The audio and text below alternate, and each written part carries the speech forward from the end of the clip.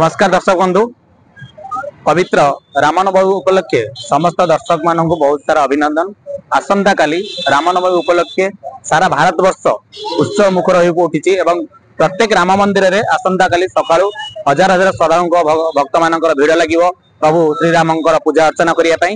यही परिप्रेक्षी आम बर्तमान अच्छु भुवनेश्वर राम मंदिर सम्मुखें आपण देखिपे कि भाव प्रस्तुत चली। आसंता काली जेहेतु राम नवमी अच्छी आज प्रस्तुति शेष पर्यायर रही।